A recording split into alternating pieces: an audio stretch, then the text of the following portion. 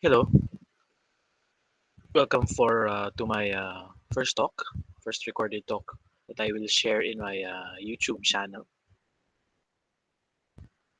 I have had this presentation ready when the COVID crisis started. I first was inspired by the talk of Bill Gates, no? That he was actually talking about the COVID happening. It's not specifically COVID, but a pandemic or a epidemic happening that we should actually be prepared for. But I guess we were not prepared for COVID.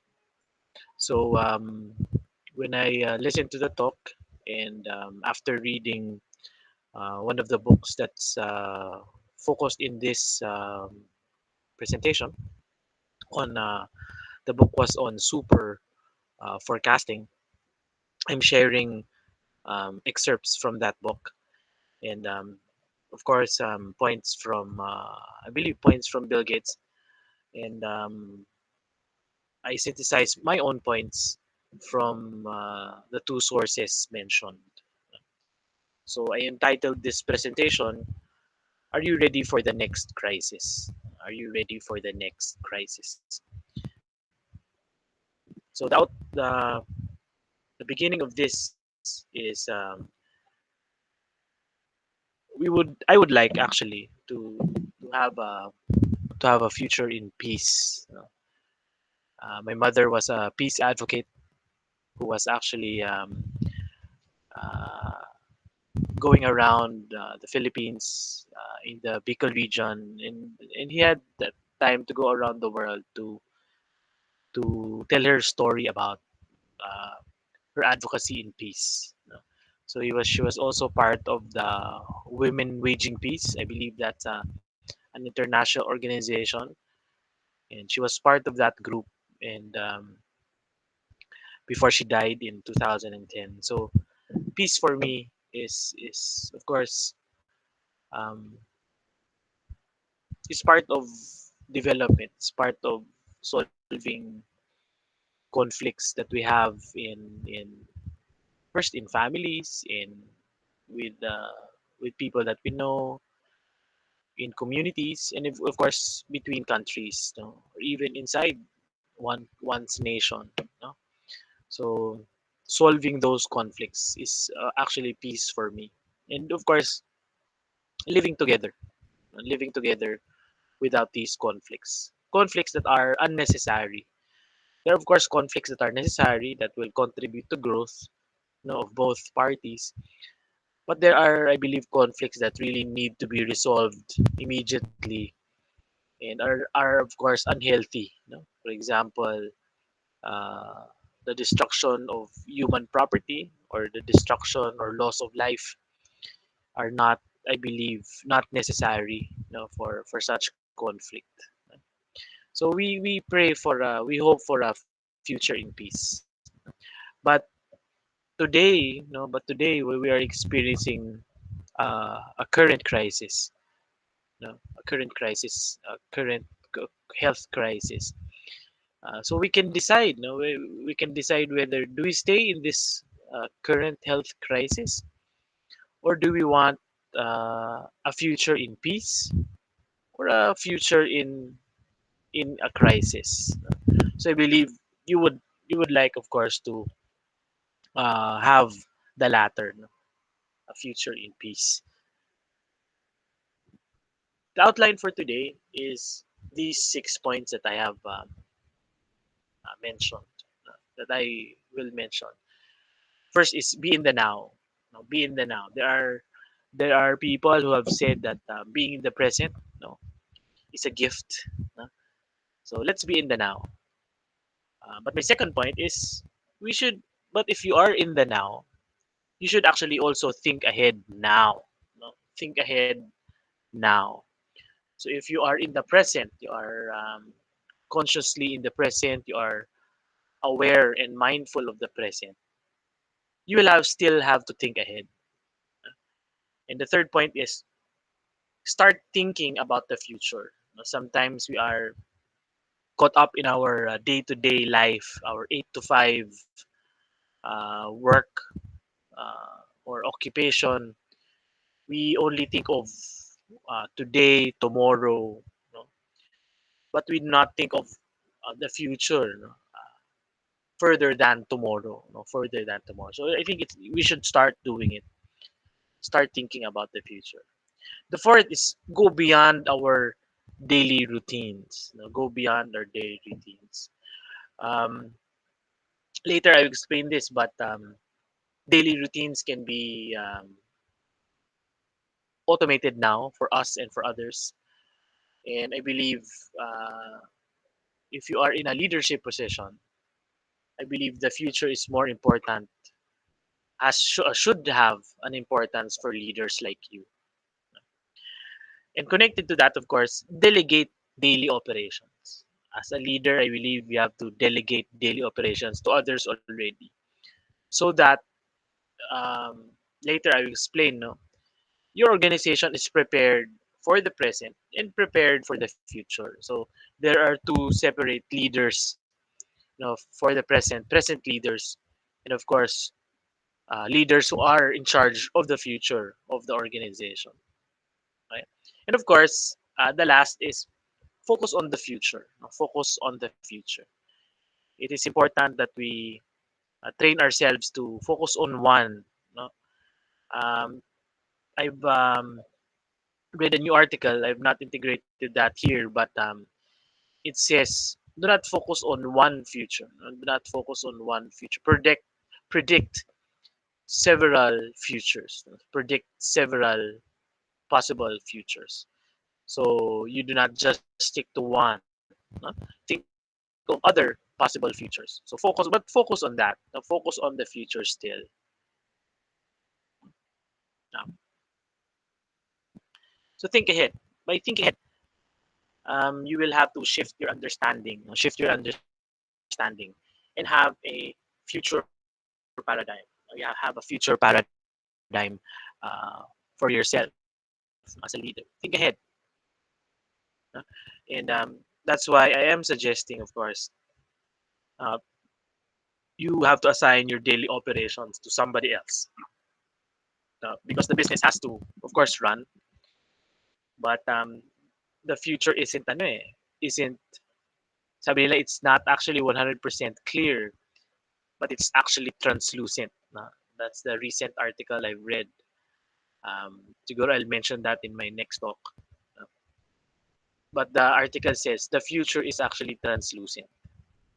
So we have to prepare for it. So really have to think ahead.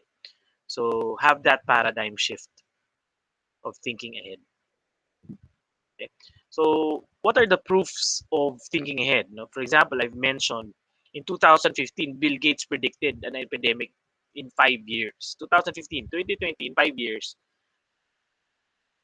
we will have an epidemic. Okay. Here I said, well, this is my statement. Nobody listened. Nobody listened. If you look at the world, if you look at our countries, especially the Philippines, I guess we were caught off guard. No, we were caught off guard. We were we were preparing too much. For example, we were preparing too much for other crises like earthquake, the big the big the big earthquake, and fire. Drills on fire, drills on the big earthquake. I guess we spent too much time on that, and we never looked at other crises. Okay, so we have to predict. Thinking ahead is actually predicting.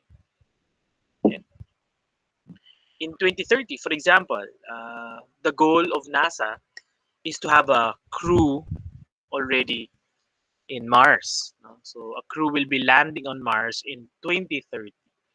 So NASA is thinking ahead.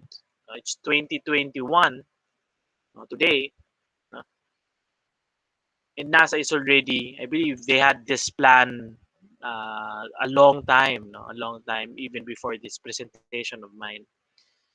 And that's their plan. 2030, they will reach Mars with a with a crew landing in Mars. In 2040, in the Philippines, according to NEDA, it's the year where ambition natin is achieved, no? Where we want the Filipinos, no, to live comfortable lives, no, for their children and first for the family. That's 2040. That's how many, 20 years from now? 20 years from now? No? 19 years from now? So I believe this ambition natin was started when during Duterte's time. Uh, and their goal is hopefully other administrations will still aim for this ambition natin, no, in 2040. In 2050, the European Union wants to be climate neutral. It means they want to achieve zero greenhouse gas emissions.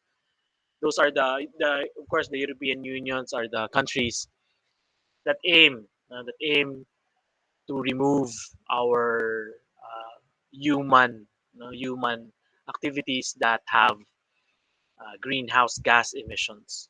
We want to be climate neutral, carbon neutral, no, by 2050. By 21 year 2100, 2100.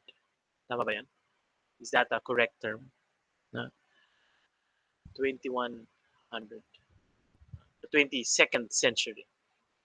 Uh, in the Paris Climate Agreement, um, the countries who signed the Paris Climate Agreement want to return to, minus 2 degrees in the temperature that we have, because our the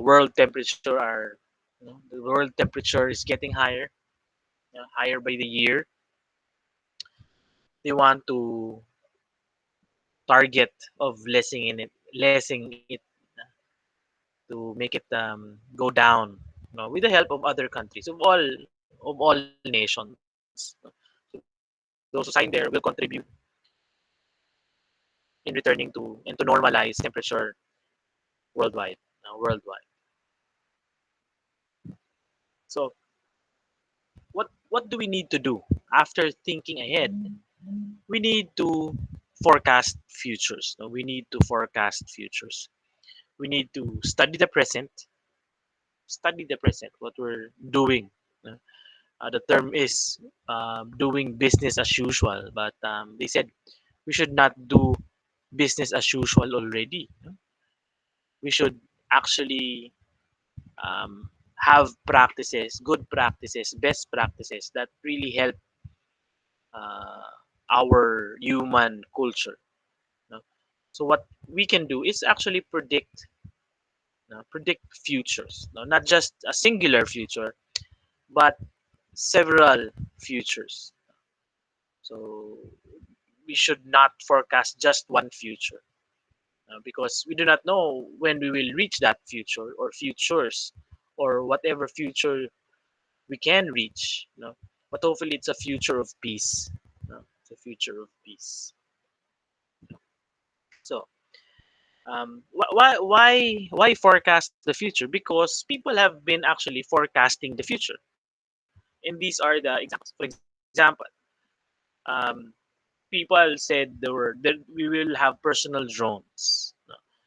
We will have mobile payments. We will have biometric devices. We will have hands-free game consoles. We will have wearable technology. We will have video in phones, and we will have electronic cars. So look at our present today. Look at our present today. All of these things have already been achieved. All of these things have already been achieved. I'm actually so happy, very very happy, where because the car industry is actually doing well, in creating actually e-cars that should have been implemented a long time ago. And of course Tesla is leading that, and other industry, leaders are following suit. No? So that's a good thing that they're doing in the present. No? But these things before were only ideas. No? They were these were only ideas.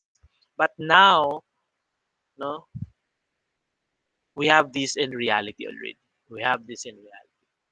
So forecasting the future or several futures is very very important. The next forecasting was from Bill Gates. No? He said we will have personal companions. We will have personal companions, and we have that now in our phones. No? If you have an iPhone, you will have Siri. If you're at home, you might have the Alexa. If you're an Android, you will have the Android. There's no name for the personal companion of Android. No? But Google is leading also in that. No? They have already machine learning, artificial intelligence. So these are the ones that are running our personal companions that Bill Gates actually predicted, no, forecasted before. See, one British story is Boris Johnson during the from the Independent Journalist in 1997. No, they mentioned that Boris Johnson um, would be a cabinet, no, in the future, would be a leader in the United Kingdom in the future. This was in 1997, and look at Boris Johnson now. No? He's now the Prime Minister of UK. He's the Prime Minister of UK.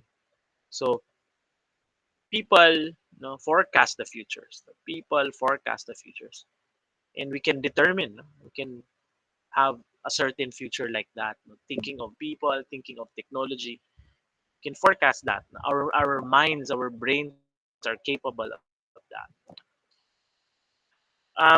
In a more humorous sense, because the Simpsons in 2001 predicted that Trump to be president in 2020, and I guess the cartoon was right, the animation was right.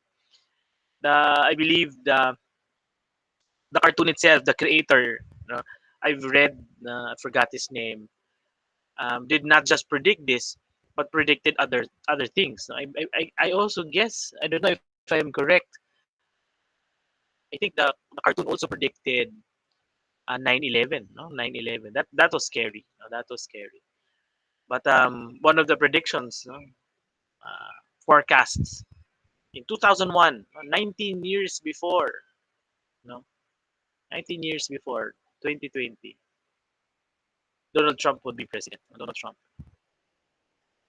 uh, uh, thinking of a future, but now it really happened. No? But of course, we have a new president in the United States, no, by the name of President Biden. No? Of course, winning against a second term of Donald Trump.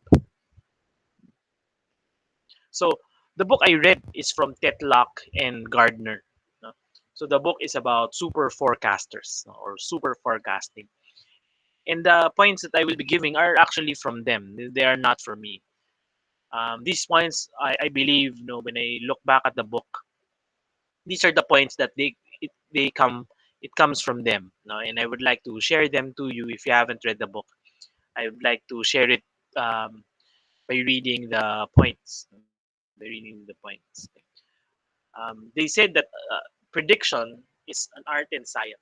It's an art and science. You have to be creative in thinking. You have still have to follow a process. Science is like that. You have to do research. No? So there's an art and a science of prediction. In predicting, there is certainty versus the impossible. So it is better to stick with a certainty.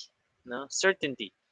Um, we have to train our minds not to think actually the impossible, uh, but we have to think of the future as a possibility of a certainty. That's why we do not just think of one future, we think of several futures because we want to be certain about it and we do not want to just imagine. But of course, our creativity sometimes starts with imagination, no? imagining the imagining the impossible. but now it's already happening. But now it's already happening. No, before we were just thinking about electric cars. Now we have electric cars. We have electric cars. Next point is that we have to have real foresight. Ibig sabihin, what we mean by this is your foresight has to be factual. It has to be based on facts about the present and maybe about the future. Of course, we want to talk about, for example, real people, like Donald Trump or Boris Johnson. They are real people. So let's base our future projections into reality, into real facts, real people, real places. So that's using real foresight. And of course, style of thinking. We have to adopt um, different kinds of thinking. We should not limit ourselves to one or two or three. No? You will have to be open to lots of methods of thinking. Thinking of other people having other thinking methods, thinking styles. No? And I believe no, there are, if you remember, the six thinking hats. Six thinking hats is a good exercise for our organizations. No? That's an example of uh, knowing different styles of thinking. We should have that. We should not just stick to our own style. No? And of course, since we are forecasting the future, you have to have advanced insight. You have to have advanced insight. But this advanced insight will actually depend on you. No? If you are a person that really uh, reads a lot, you have real information available to you. No? You read current news, business news, for example, political, economic news. These things can contribute to your advanced insight. Uh, with reading, with knowing, no, you can have advanced insight.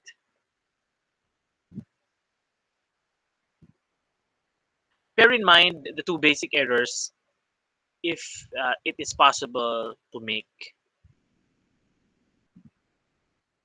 The first is we could fail to try to predict the potentially predictable, or we could waste our time trying to predict the unpredictable. Okay? So remember these two errors that we can actually um, do or commit when we forecast the futures. Okay? So again, we could fail to try to predict the potentially predictable, yung madaling i-predict, no? but fail but fail to predict it, no? Or we could waste our time trying to predict the unpredictable, yung unrealistic talaga, unreal, no basis for it to happen, no basis for it to happen from past to present data. It's it's a waste of time. It's an error that we can actually commit. So let's remember these two errors that we can actually commit when we forecast the future. So which error would be worse in the situation you face? Which error would be worse in the situation you face? For example, COVID. Where is COVID in these two? What error did we make for COVID? Was it number one? Was it number two? Looking at your government, did they make error number one or did they make error number two?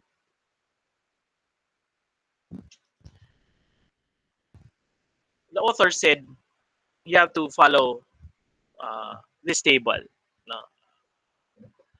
And this is, of course, to guide you in your forecasting of the future, super forecasting of the future. Of course, certainty is 100%.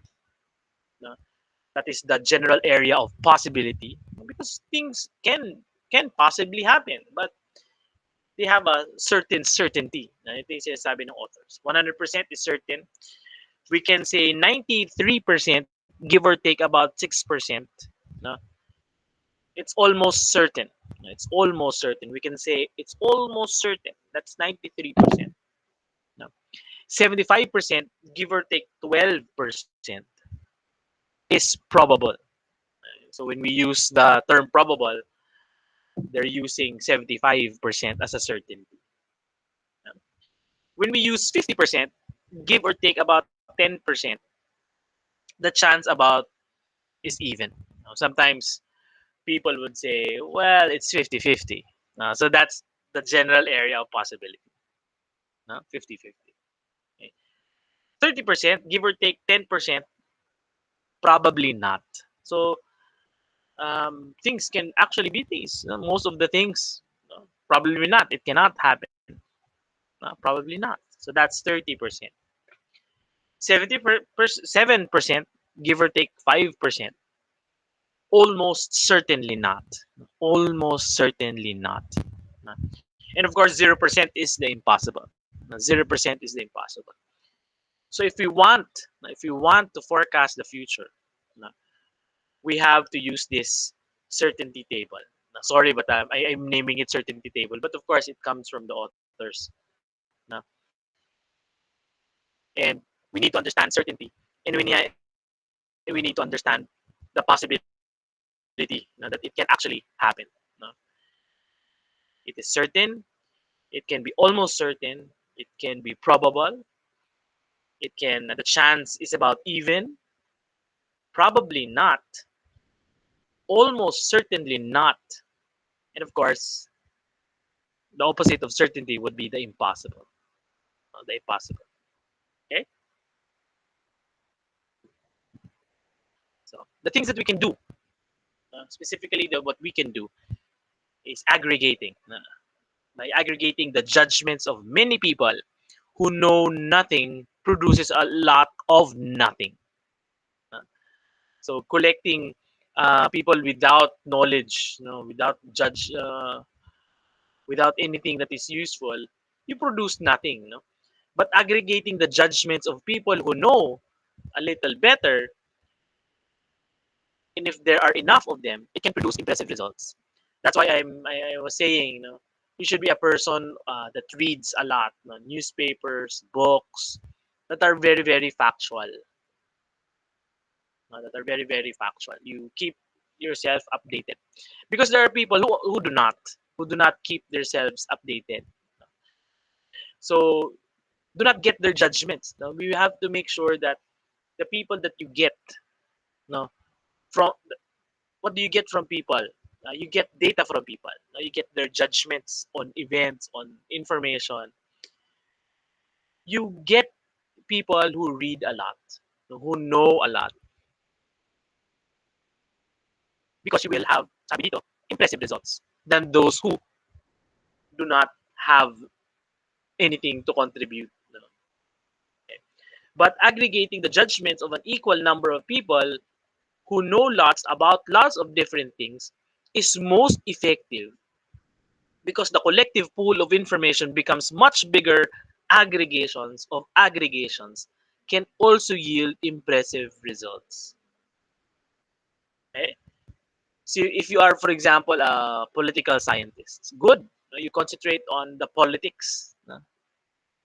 But how about the economists? How about the psychologists? How about the communicators? So we have to look for people who knows things, and people who know more things just one field. No? So basically, sometimes you will look for smart people, genius people, because they read a lot. No?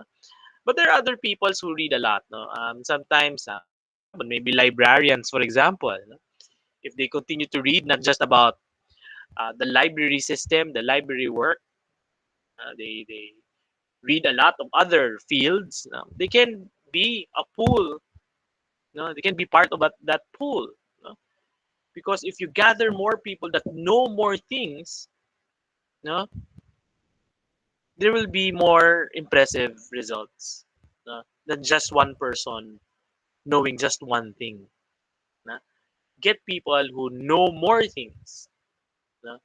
And get their judgment so that you can best, na, forecast the future. Aggregate the judgments.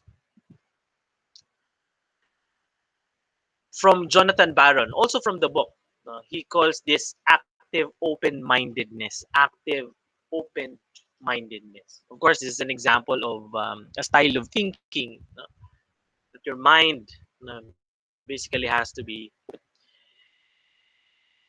Jonathan Barron says people should take into consideration evidence that goes against their beliefs. Now, sometimes we do not do this or accept this easily, but Barron says people should take it in consideration, even if it is against your belief.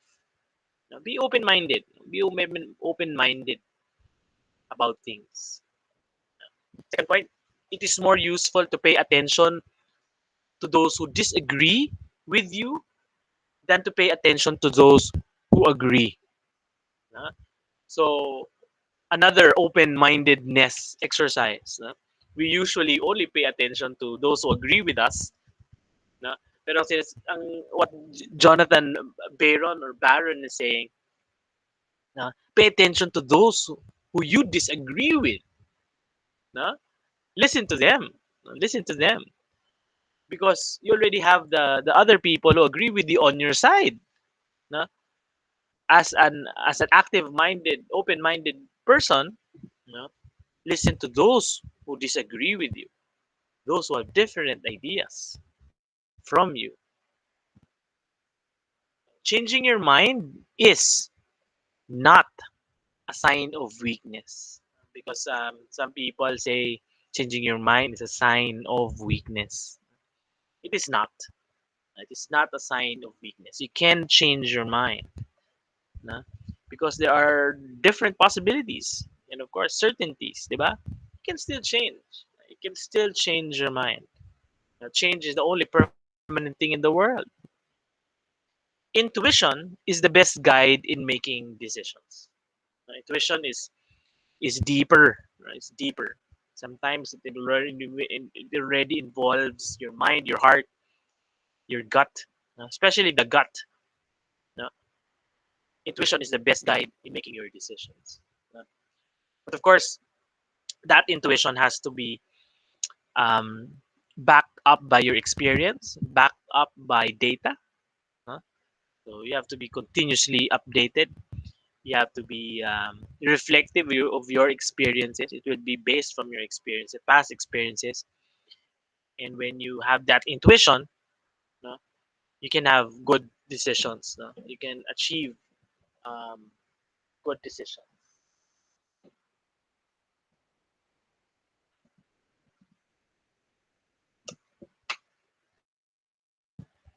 It is important. It's important to persevere in your beliefs, even when evidence is brought to bear against them. If you believe in something, stay with it. Stay with it.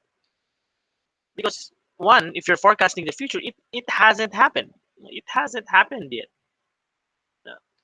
But if there are evidence, no, that are ideas of other people, those who disagree with you can stay in your position. You can persevere in your belief.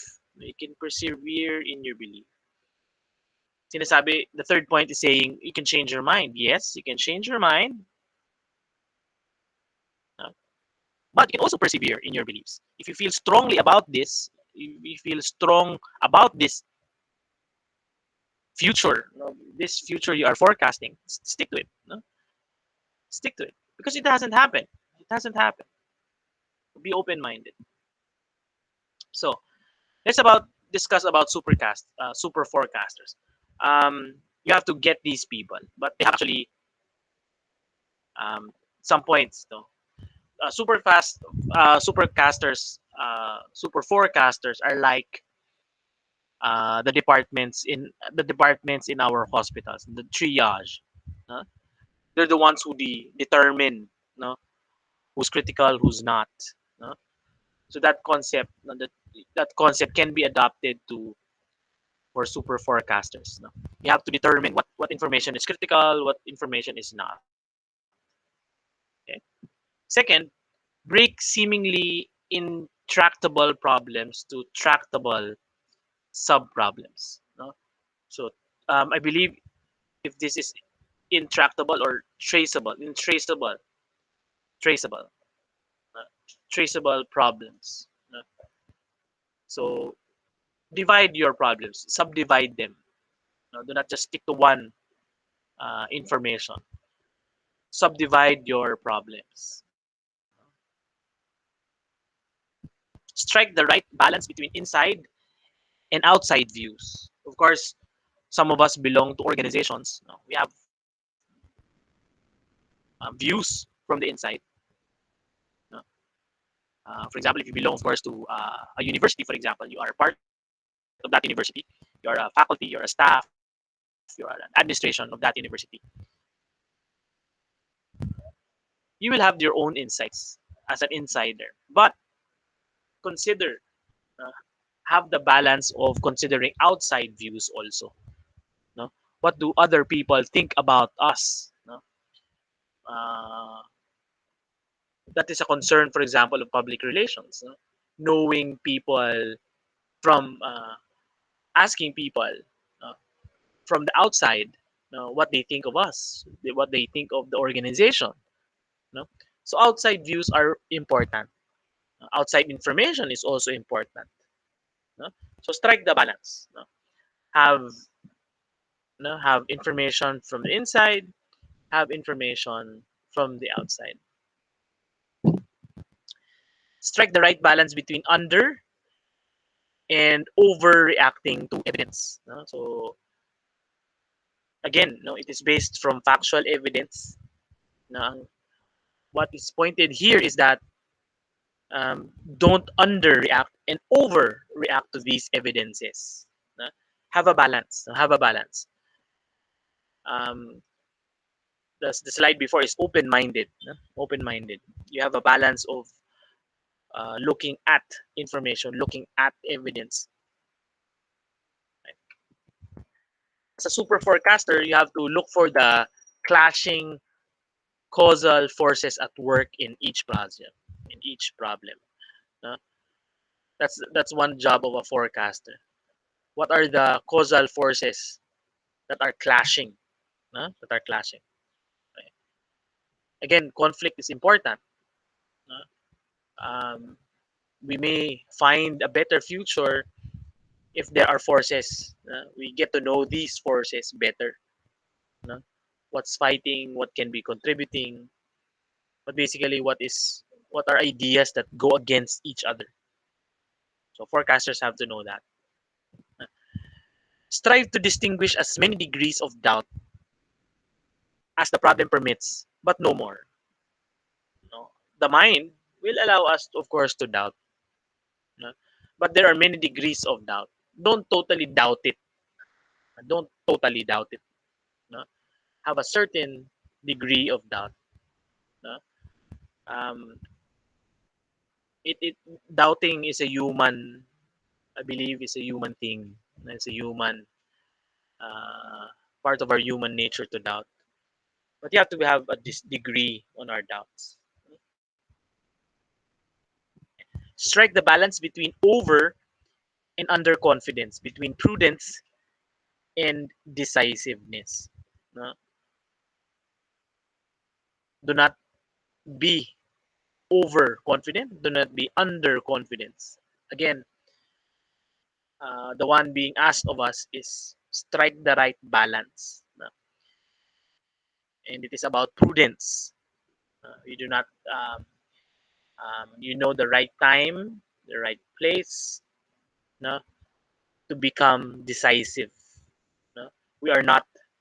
We should not delay ourselves in making that decision, in making that prediction. No?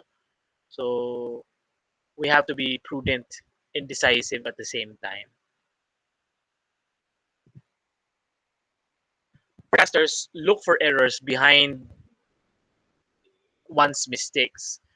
But of course, beware of a rear view mirror hindsight biases. Again, humans like doubt, no, have biases.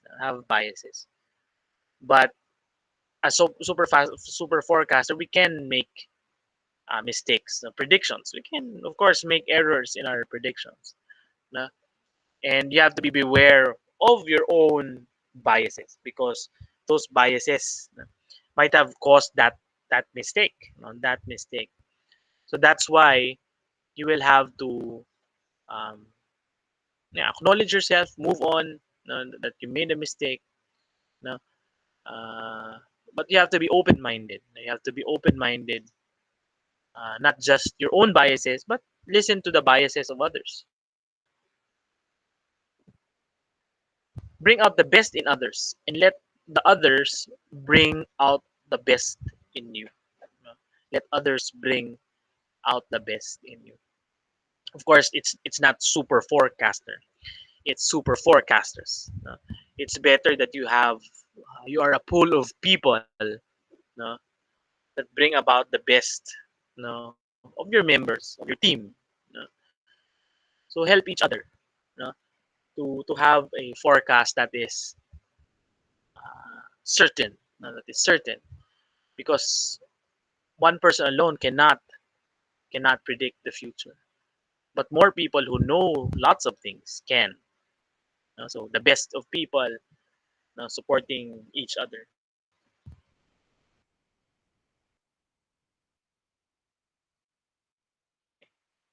Growing knowledge must lead to greater predictability. So that knowing more will help you more. Foresight is the product of particular ways of thinking, of gathering information, and of updating beliefs. We will need to blend computer based forecasting and subjective judgment in the future. Ultimately, it's not the crunching power that counts, it's how you see it. The last 2 points I believe are the technology is involved here. Faster computing. Yes, there are supercomputers who can compute very very fast, but I've watched a Netflix documentary recently that it's just numbers. No? Computers are just running numbers. No? But it's not just the numbers. No? So it's how you use it. It's how you use the numbers. No? So you will have to grow in knowledge, grow in foresight, no, and use the technology that you have. No? Because you can technology today can compute. We have already artificial intelligence. It can help you. It can help you, but it also will depend on super forecasters to finally decide on how to use it.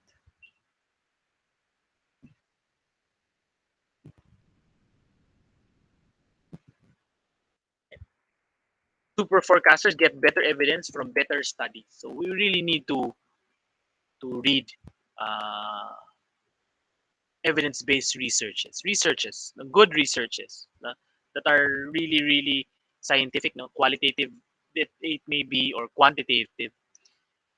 Better get evidence, no, from better studies, no, dependable names in research. Forecasts must have clearly defined terms in timelines and have lots of forecasts. No? So, of course, predicting the future is about a timeline. No? But you have to have lots of forecasts in that timeline. So you wouldn't know what path we will come to. No? It's not just a yes or a no. No? It could be a maybe. No? It could not just be one person. It could be several other persons in the future. No? So have lots of forecasts. When facts change your mind. So this is an important, very very important point because some people are really really and what do you call these people? Sticking to their guns, sticking to what they know. But even if facts are actually presented to them, they do not change. So you have to change your mind when facts change because facts can change, the numbers can change, events are actually factual, factual happenings that can change your mind. And of course, few things are either certain or impossible. So super forecasters, you have to think,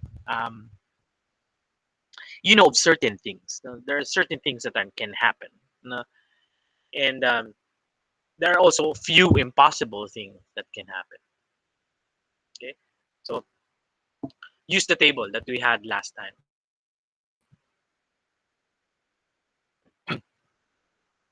Excuse me. Different norms govern different thought processes. So study your norms. In some organizations, in communities, in culture, study those norms. No, because they govern different thought processes. For example, of course, in different countries that you visit, no, they have different norms. So whatever norms they will have a different process of thinking. So they will also have different processes.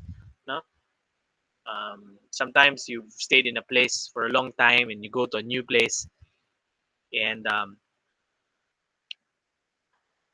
things are done differently in that new place. No? Sinasabi nila, di ba? The saying goes, do what the Romans do. But if you're not in Rome, di ba? But if you're not in Rome, okay, what do people do in other places? Don't try to justify or excuse your failures. Yeah. So sinasabi nga, accept your failures. No? If you make mistakes, no, accept them. Don't try to justify already. If the data shows it, di ba? Accept it. No, no excuse for failure. Just say yes, I made a mistake. No? And of course, super forecasters do post mortems, right? Like doctors, who handle dead bodies in crimes. They look at what caused the death. No? So as super forecasters, you also look at your forecasts. No? Have you had successes in your forecast? No? So two periods of uh, successes, no, should should place you in evaluating your reasoning. Was your reasoning right? No? How was it right? No? You have to study now because you can learn. Of course, we learn from our experiences. So if we look at the way we forecasted the future and we succeeded in forecasting that future, no? What was the reasoning behind that? What did we undergo? So that we can actually still do it in the future. No? So postmortems are reflections of our actions, no? So that we can have better, no, better forecasting of the future.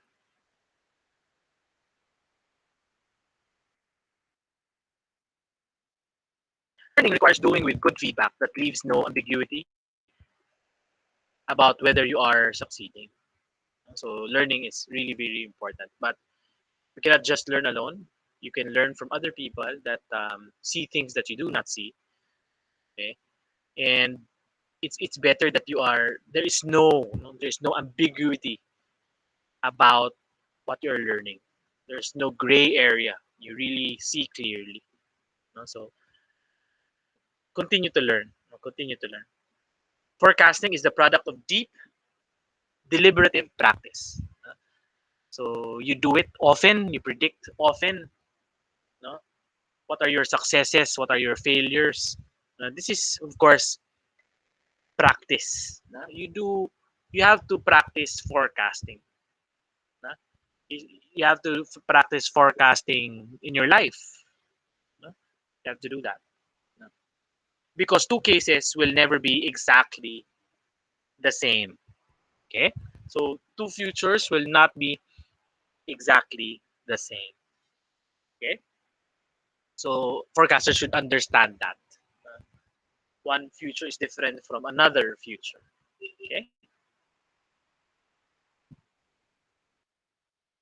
Guidelines are the best we can do in a world where nothing is certain or exactly repeatable. guidelines, of course, are already our intelligence working. We have set certain standards, no? But these standards and guidelines help us, so that again we can repeat successful forecasts. Uh, so as forecasters, we do set up, we should set up guidelines. Super forecasting requires constant mindfulness. No? Mindfulness. Our brain is the best gift that God has given us. It is we are the intelligent animal, the most intelligent animal in the world, and we have to be mindful. We have to be mindful. Super forecasting have to be mindful of their environment, have to be mindful of people, have to be mindful of what's happening around them, have to be mindful about the past. So be mindful. Yung now, be in the now, but think of the future. That's being mindful. uh, yeah. But what is important, the authors say, is grit. In psychology, grit is also important for people or children. No? Successful children have grit. No? It is the passionate perseverance of long-term goals, even in the face of frustration and failure. It is married with a growth mindset. It is a potent force for personal progress. So we're looking for forecasters who have grit. Our young ones, our children, they have to have grit. No? They have to have grit so that they do not stop, they do not be frustrated and stay in that failure. No? You have to have a good mindset, a growth mindset, no? For, of course, individual progress or individual potential. No?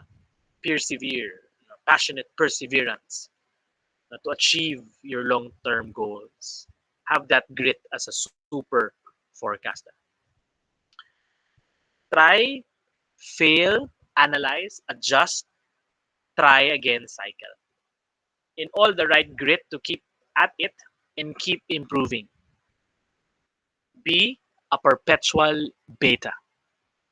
Be a perpetual beta. Of course, they're looking at, being beta is a version, being a version that can change. No? It has errors. A beta version has errors. It has to fail. We have to analyze what it failed. We have to adjust and change. That's a cycle. No? It's a good advice, to become a perpetual data. You are not perfect. No? Um, one of the former principals in the university I work with says, she had a mantra, that the students are actually an ongoing and an unfinished project. uh, So that idea is like being a perpetual beta version. You try, you fail, you analyze, you adjust, you try again. The next point, I believe, that is very, very important. I don't know if this was in the point, but looking back at it, I think it wasn't. No? But you have to think worst case. You have to think worst case also. So be in the balance. Um, I know in psychology they say, think positive, or positivity, no? But also be in the balance. You can also think of worst case, so that when the worst case do happen, you're ready. No? You're ready. So, for example, when I prepared this presentation, this was an important point. No? Lead in a crisis. No? We are sometimes frustrated with our leaders, because they are not leading in a crisis.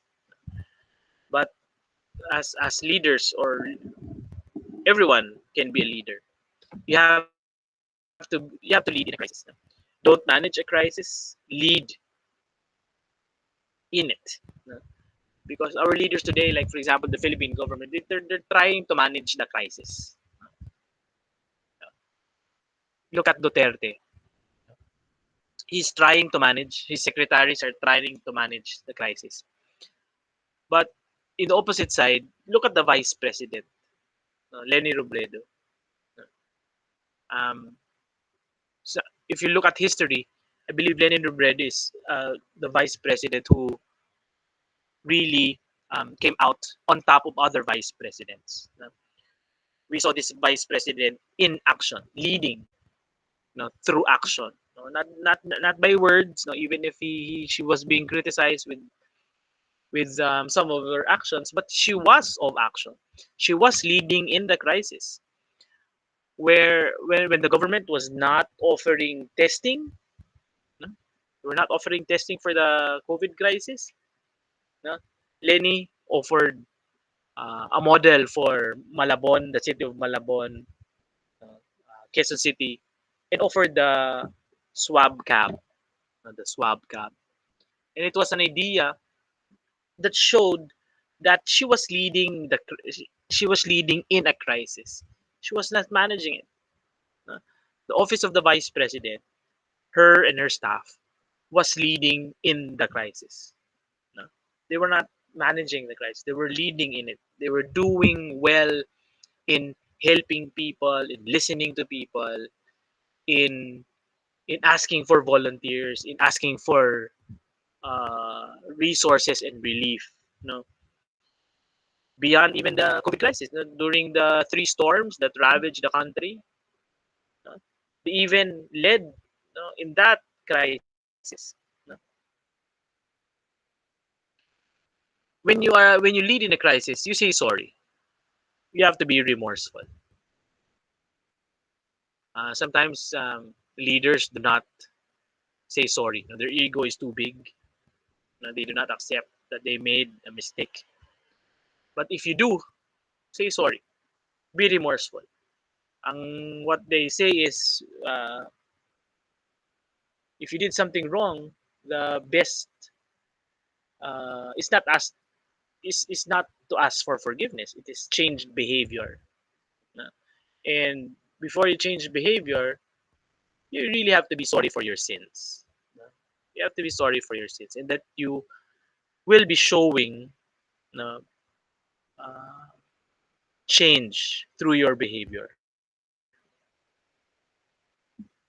Collaborate with individuals and, of course, organizations. Again,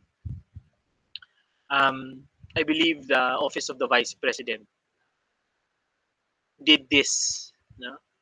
They asked for help from individuals, of course, individuals who have resources, and organizations who can actually provide other resources, no? Financial, uh, material. The vice president collaborated in this crisis. And of course, as I mentioned, no, change behavior is the best apology. Change behavior is the best apology. Are the are our leaders changing their behavior? Sometimes they've said sorry, or they've not said sorry. No. But have they changed behaviors? Have they changed behaviors? I believe they've not. They've not changed behaviors.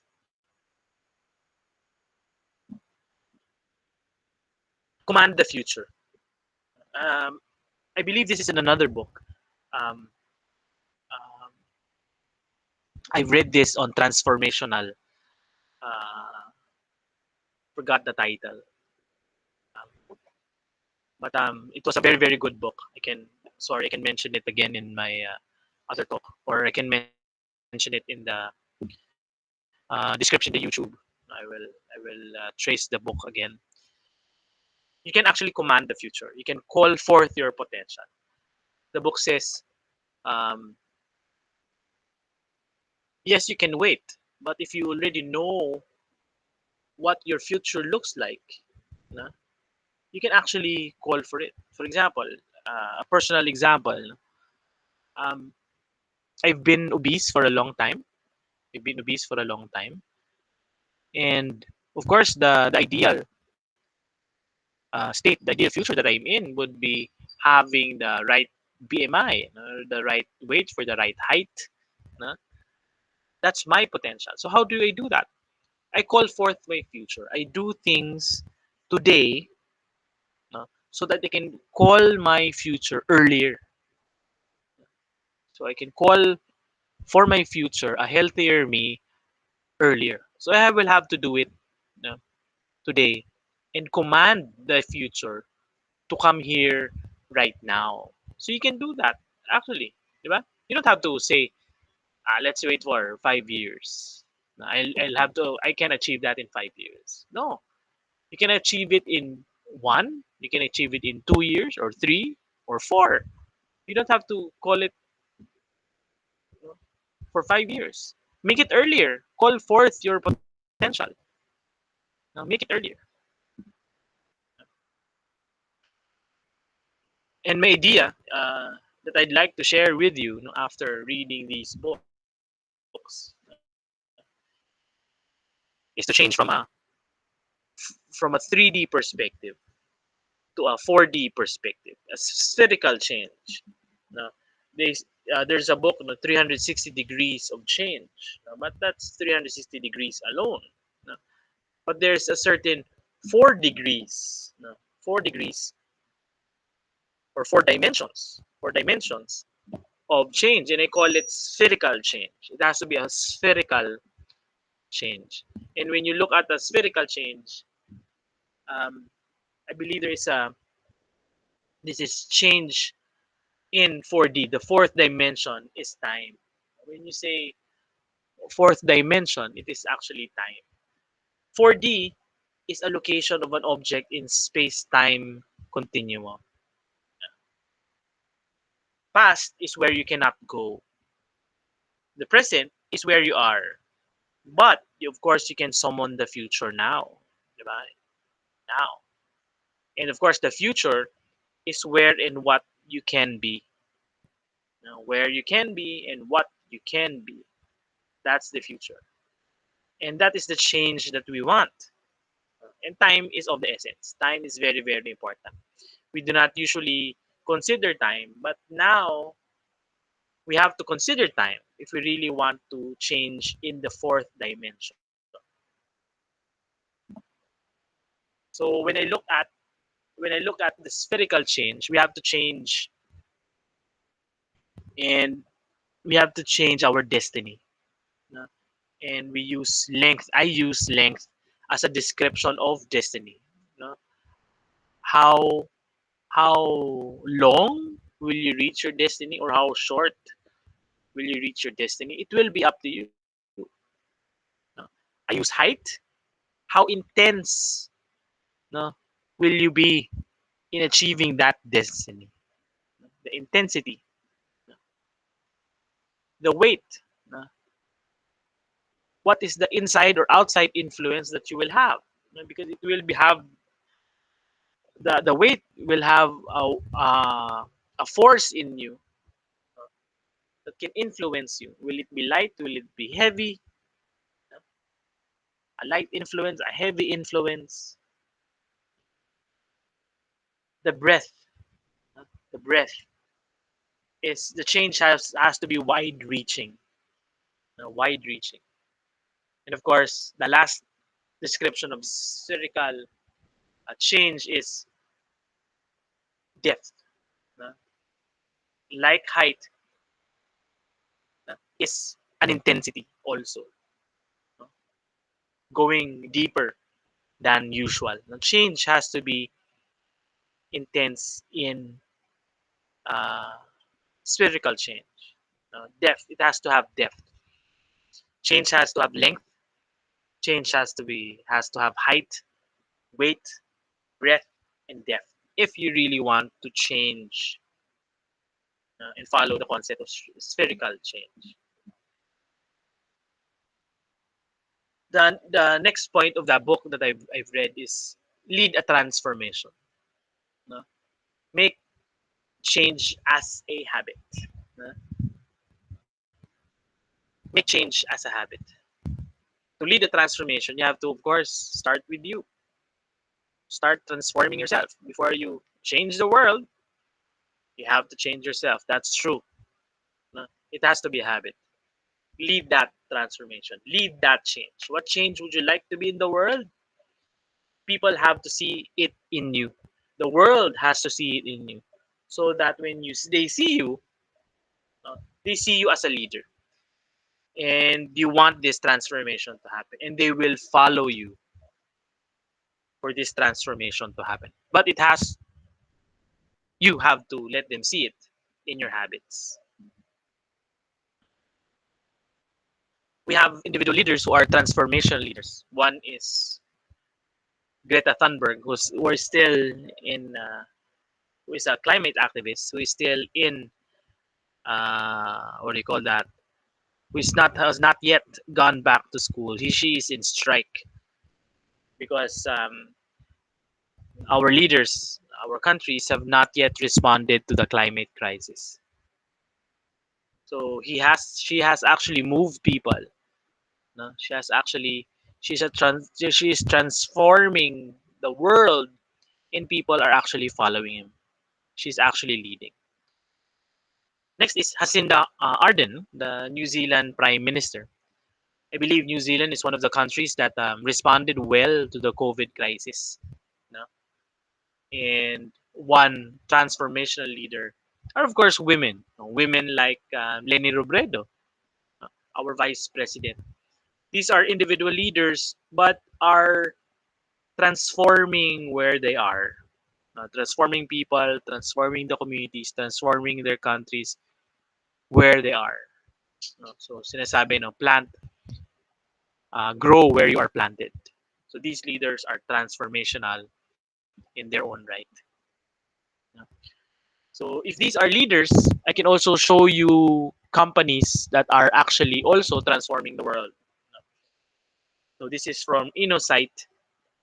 No? They mentioned the top 20 global companies leading the strategic transformations. This is from 2019, and I've arranged some of them, but I've arranged some of the top 20, uh, but I left the number one at the end. I wanted to prioritize in popularity, for example, in the branding popularity. Philips is one. Uh, Split its lighting core from its healthcare growth business, transforming itself into a healthcare technology company. So um, I know you know that Philips. When you say Philips, it's a light, it's a bulb. But now they went to healthcare technology transformation. Dell Technologies. During its time as a private company, Dell shifted from being a hardware company to being a cloud-based, integrating EMC storage management, tripling its value from 2013. So we also know Dell as laptop brands and other personal computer technology, but they are now in the cloud business. Fujifilm transformed from a photography centric firm to a healthcare products and medical imaging company. So, of course, in taking care of our bodies, we need, of course, tests and technology that can actually capture our organs or what's happening inside our bodies. So Fujifilm is actually leading there in that transformation. Microsoft has transformed from a business model based primarily on selling products, licenses, and devices to a cloud-based platform as a service business. Maybe you've heard already that I believe it's this year or next year that the next version of Microsoft Office will already be free. Will already be free because it's not important for them anymore. What is important is the cloud-based technology as a future for them, as a transformational future for Microsoft. Of course, you know Amazon if you're in the American or European countries. Uh, Amazon initiated Amazon Web Services, a cloud service, to overcome the cost of infrastructure required to conduct operations. So they removed the physical infrastructure. AWS has turned into a surprisingly lucrative profit engine. Amazon has also built an entire ecosystem of products and services enabled by its Prime membership. So it's like, of course, our local or Asian Lazada. No? Amazon has succeeded in that. No? Adobe moved beyond core in a creative and document software into digital experiences, marketing, commerce platform, and analytics, while changing its business model from packaged software to cloud subscription. So now, before we were buying Adobe, InDesign, no? But now the Adobe services are actually in the cloud, no? In the web. No? You don't have to have you don't have to buy physical CD anymore. You just have to download it, buy it, no? And actually save your documents in the cloud. No? Save all your documents, your creative documents in the cloud. So that's the business of Adobe anymore. You don't just save it on your hard drive. No?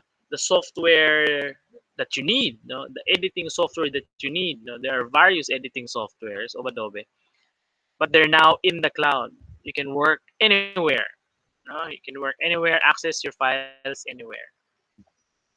And the most famous, I believe, is Netflix. No? They shifted from DVDs by mail into the leading streaming video content service and now a top original content provider. No? Um, I would admit that I use Netflix and watch Netflix production and of course other movies that they offer, from movies to documentaries. But they've transformed us. No? They have, I believe their stocks are high this time. I believe they also fell in stocks, but I guess they're doing well, because they have transformed themselves. No? It's important. No? You know where you want to go, the futures. And of course, go there. Go to that future. Forecast that future.